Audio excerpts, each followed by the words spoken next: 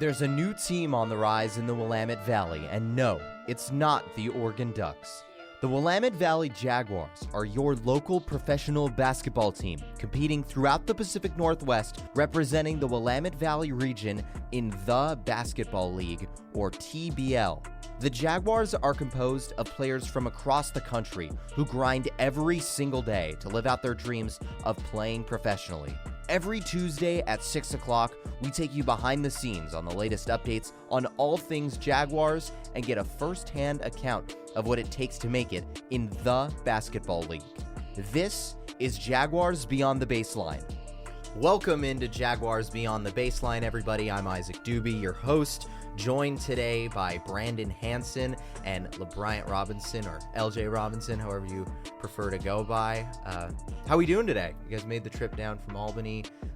You guys both practiced today, assuming? No, actually today is our off day for the week, so just spent it taking care of your normal stuff, grocery shopping, got some recovery in, and then, like you said, made the drive down to Eugene, so it's been pretty good so far.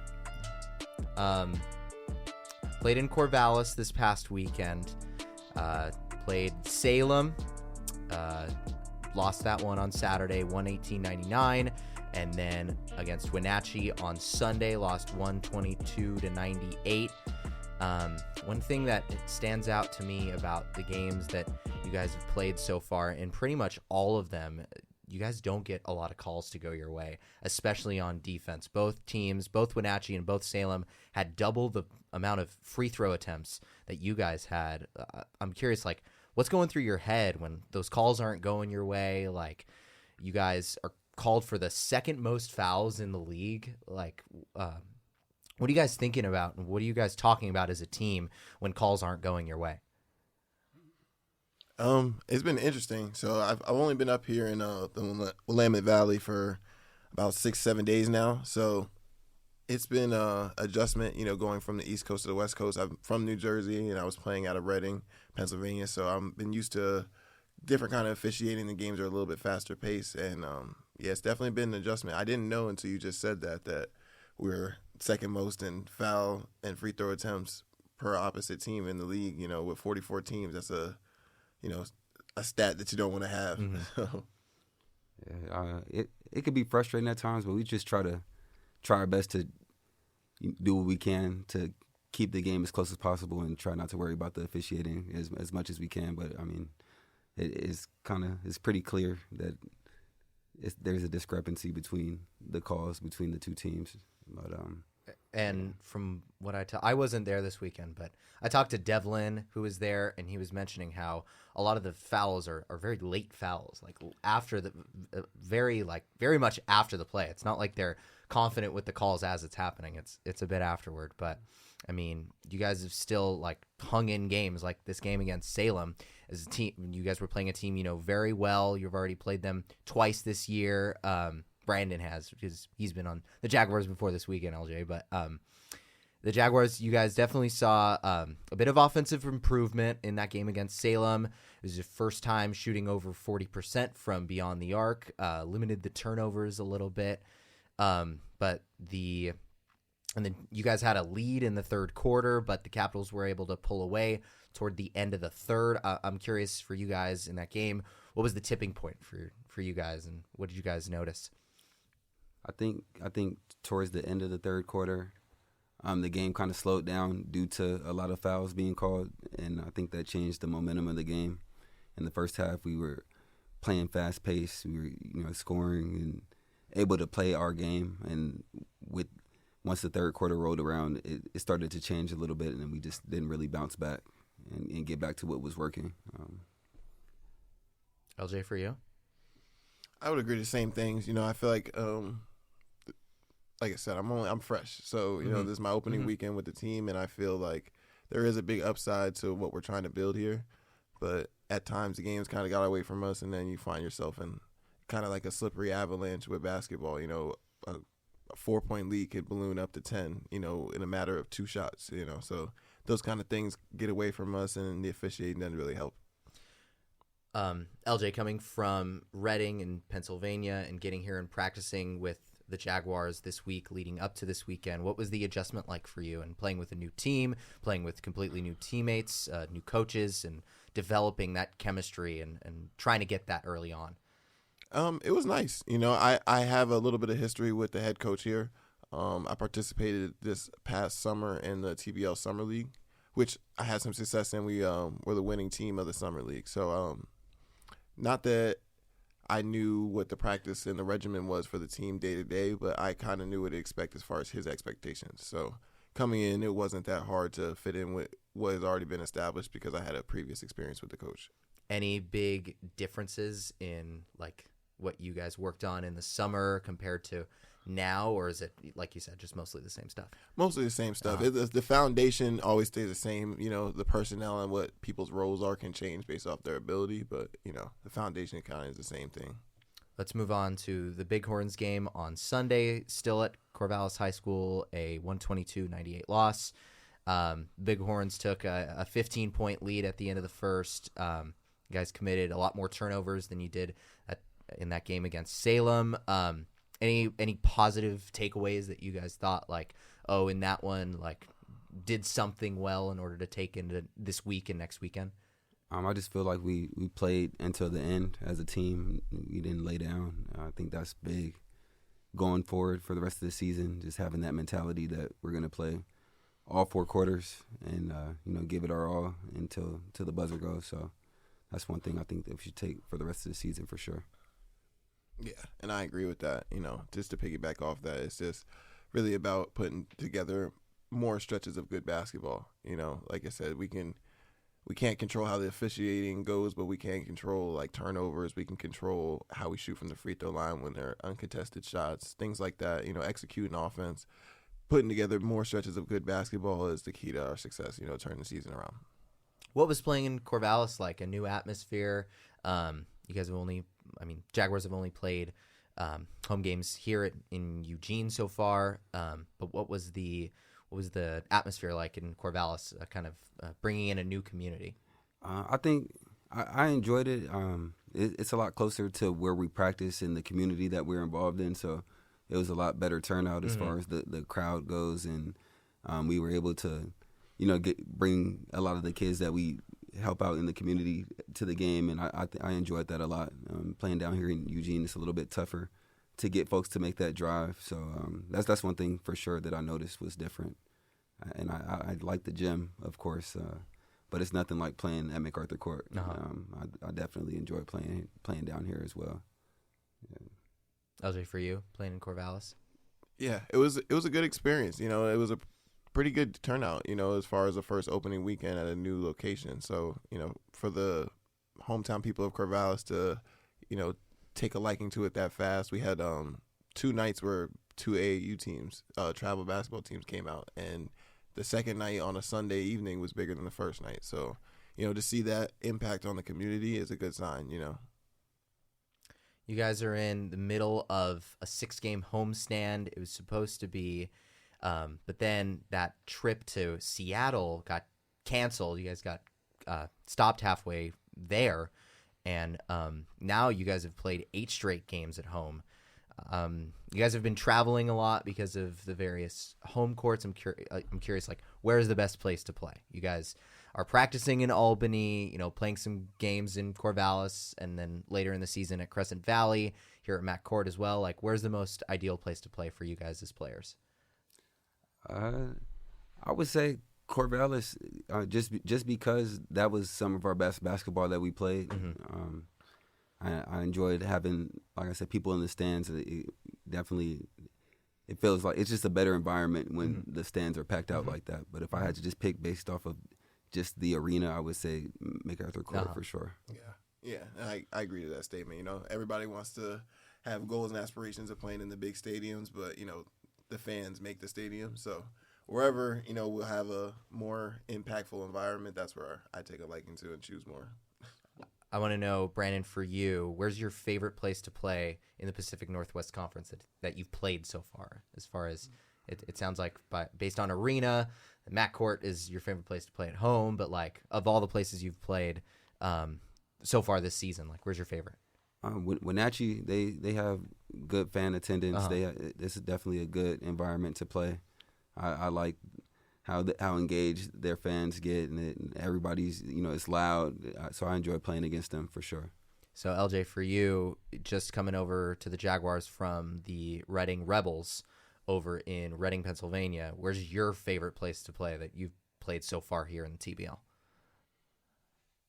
So far in the TBL, I would honestly, I couldn't tell you that because I haven't really taken those courts in. I would say it'd have to be I'm botching the name, so I'll just put it underneath the team name. The home gym of the Newfoundland Rogues. Okay. I don't, like I said, I'm trying to recall the name of their stadium off the top of my head. I can't recall it, but that was probably the best experience and best environment as far as gymnasiums goes because we were housed in a hotel that was hooked on to the gym, so we never had to walk outside to go from where we were living and sleeping to where we were playing. So if I had to choose in the TBL, though, based off my experiences, I would have to go with probably the Albany Patroons. They have a historic gym that's been around for probably like 60 years. Oh, wow. So they, it's decked out in all their themes, colors. They have their own concession stands. It's nicely ran. LJ, talk about yourself as a player. Give Jaguar fans a little bit about you. Describe yourself as a player in 3 words, if you could. Narrow it down. Athletic, tenacious, Showtime. I like it. So Showtime. That's like if I had to put it all in one, that would be my 3. Yeah. You think if you narrowed it down to 1, would it be Showtime? Yeah. So like I just mentioned, you played in Pennsylvania with the Reading Rebels. What was that experience like in playing for that team? Was this your first year on that team? No, so I played last season as well, and it was a great experience. It was with any team, there's gonna be highs and lows, and that's just a part of the business of basketball. And to take away from it, I learned a lot. My role changed from the time that I joined the team to the time I discontinued playing with them. I averaged about 7 points first season with the Rebels, and I came back and averaged 19 and a half. And I was the captain of the team. I was starting all the way up until I had left. But, like I said, for what it was worth, it was a great experience. It just, we just didn't see eye to eye on a few things. Yeah, and going into that, like, it's a big transition to come all the way from Pennsylvania out here to the West Coast, out here in Oregon. Like, what made you decide to change teams? I'm not sure how much in depth you can go into like discussing that, but I'm curious, like, what made you decide to change and come out here? Just to keep it broad, I felt innately there was a change of scenery needed in my life. For what it's worth, I am a savant of basketball, and like I study the markets and I know where things work kind of more than the average person. So even though, on the surface level it may just look strange that, I went from one team to this far away, I saw the bigger picture as far as like the West Coast of the TBL has a bit more opportunity than the East Coast. It's a little bit saturated in my opinion. Mm-hmm. So that was really what it was for me. I just wanted to test a new market, test the scenery, and for what it's worth, this is the farthest west I've been. Coming from New Jersey, this doesn't get much more west. You know what I'm saying? You're coming in. I'm gonna be on the call saying Robinson, but there's already another Robinson on the team. So I gotta switch up between LJ Robinson and Jordan Robinson. I'm already teeing up like Robinson to Robinson dude, and how dangerous that duo is. What was playing with Jordan like this season, or I'm sorry, this weekend, and just his demeanor as a player. He's the kind of guy that fights for pretty much every rebound and every steal. He gets a lot of steals per game. What's playing with him like? It was awesome. Jordan's a great guy. I met him in practice the first day I came, and he's like selfless guy, and he works really hard. Like you said, he's a high energy, high motor guy, and I got nothing but respect for him. So I'm looking forward to playing more games with him, and really seeing how well we can gel together. Brandon, moving to you. You, for this Jaguars team, have been pretty consistently contributing in a lot of different ways. Very versatile, where you're second on the team in assists, steals. You can also score a bit, averaging just under 10 points a game. Which part of your game do you pride yourself on the most? I would say defensively for sure. Mm-hmm. I try to, when I can, guard the best player, depending on how the matchup is set up. I take pride in my defense a lot. And rebounding for sure. I feel like that's one area that I started the season off doing good in, and this past weekend I kind of fell short of my typical self on the rebounding side. So that's, yeah. Tell me a bit about your story. How did you find the Jaguars? Have you played in the TBL before? So I played in California for the Bakersfield Majestics last year, okay. And similar to Jordan, not Jordan, LJ. We actually played on the same team in the summer league. So we both played for Coach B. You and LJ. Yeah, and gotcha. We won the championship, like he said. Mm-hmm. So we kind of built that relationship over the summer with Coach, and he was like, yeah, he would like for us to come out and play for him, and I tried out and ended up making the team and everything. So that's how I ended up here. I can't find any written work or like reporting on the TBL Summer League. How does that work, and what's that like? So how it was set up, pretty much a bunch of guys that played last year, they all went to Vegas. We played on random teams. Some of them played with their teammates that they played on during the regular season, but we ended up we're on a team that was just kind of thrown together. And we played against a bunch of guys that we play now during the regular season, and ended up just coming out on top. And that grand prize, is that split between the entire team? Yeah. Yep. That's what I was going to piggyback off and say, that this year was the first year that there was a prize incentive. So they've done it before. I think this was only the third year they've done it, and the TBL has only been around for 8 years. So it's still fairly new as far as like that summer league aspect goes. But I think in years to come, they're going to continuously try to up that prize to, make it more eyes on the league during the summer and the off season, And is there a prize for second and third? Or no? Winner takes all. It's just one $10,000 grand prize. Right. Interesting. All right. Well, looking ahead on your guys' schedule, you'll have another game against the Salem Capitals on Saturday, and then Sunday against Great Falls, which is the best team in the conference. Looking to the Salem game first. In this last game that you guys played them last Saturday, you guys allowed 4 different Capitals to score 15 or more. I'm curious, what do you guys have to do to slow them down? I know Isaiah Gentry is a really great player, and he's kind of their leading scorer, but what do you guys have to do as a team to slow them down? Just keep them off the free throw line is the main thing. I feel like as far as the scoring in the normal offense, we do a good job of preventing that, but we just have a problem keeping teams off the line. So I think if we do a good job of that this weekend, we should come out on top. Right. I agree 100% to that point. As a collective, it's just more team defense and not isolated defense. That's what leads to fouls. Somebody getting beat and the help not being there. So less fouling, more collective defense should get the job done. Is there something I talked to Coach Drake last week, and he really was upset that Salem has gotten away from you guys now 3 times on the year, and he felt like this coming week, you're finally going to beat them, finally going to get over the hump. But I'm curious for you guys as players, what's the one thing against Salem that you guys need to figure out? I mean, besides keeping them off the free throw line, as a team, schematically, offensively, maybe, is there something that you guys need to figure out? I mean, I know you said other than free throws, but if you look at just the point margin, it's literally that. Yeah, it's literally that.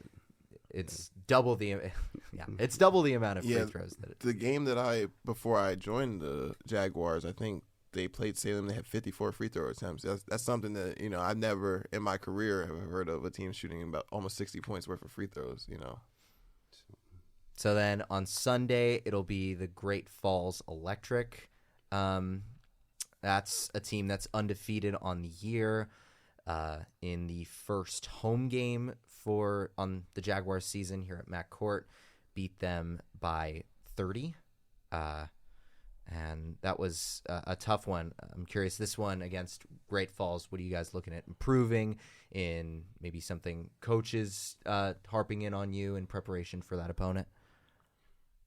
Well, to be honest, everything's new for me, but I'm always on the optimistic, positive side. I feel like we've been revamping the team, and Brandon can attest that each week, even though the losses haven't, turned around, the team is taking stuff from the loss. I feel like it's not a loss if you're learning from it and improving.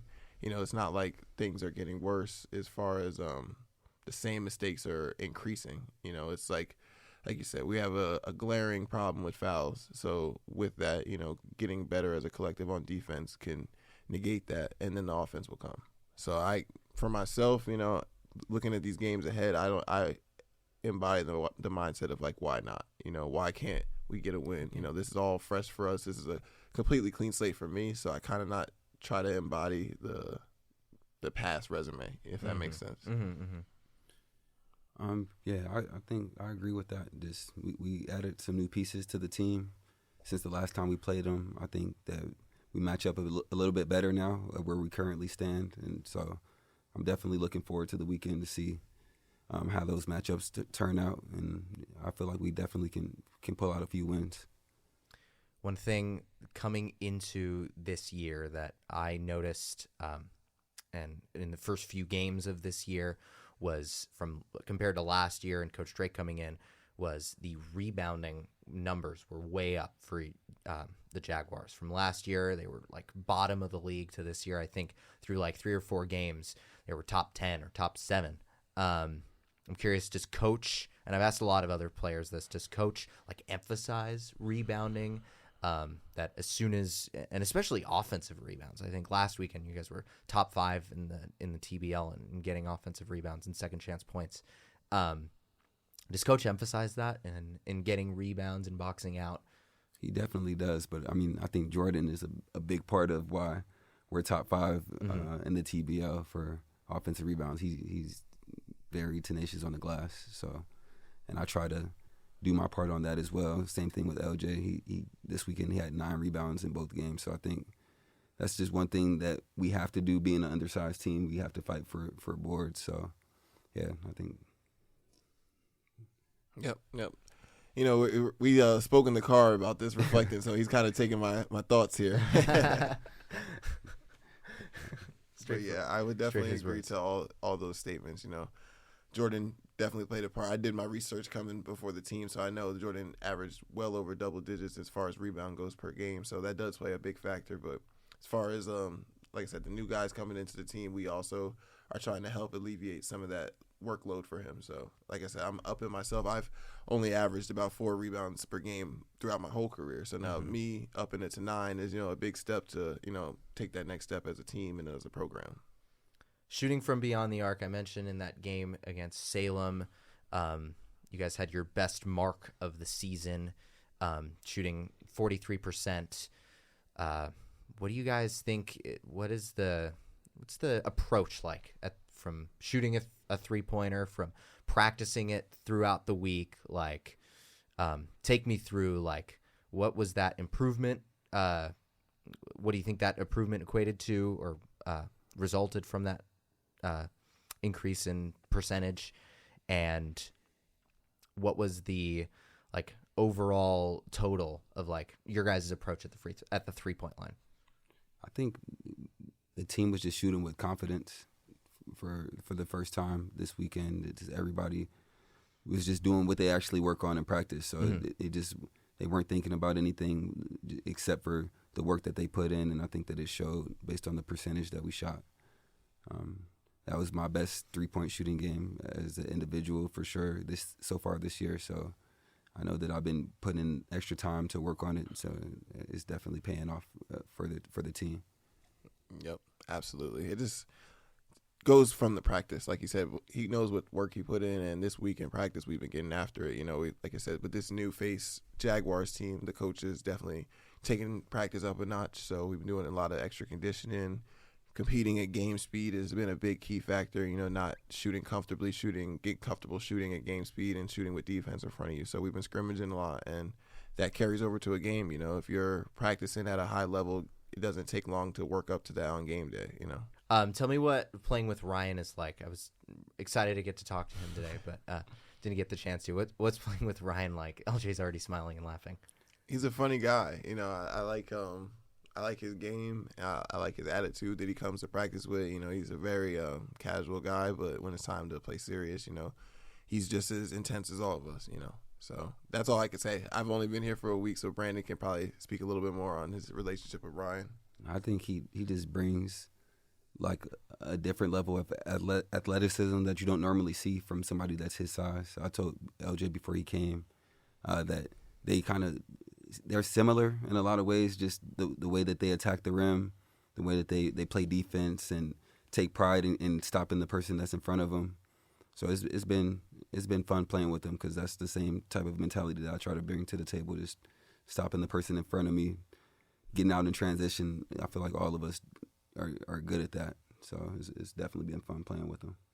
Well, that'll just about do it. Here on Jaguars Beyond the Baseline, I'm Isaac Doobie, your host, and joined alongside Brandon Hanson and LJ Robinson. We appreciate you having us down here. Thank you. Thank really appreciate you guys for doing this and recording this. Yeah. Keep it right here on KWVA 88.1 FM and KOCR 91.5. Thanks for tuning in to this week's edition of Jaguars Beyond the Baseline. If you want to find out more about the Jaguars, you can go to their website at wvjags.com or follow them on Instagram at wvjags. Come hang out next Tuesday at 6 o'clock for another episode of Jags Beyond the Baseline. I'm Isaac Doobie signing off on KWVA 88.1 FM and KOCR Oak Ridge 91.5. And now to your regularly scheduled programming.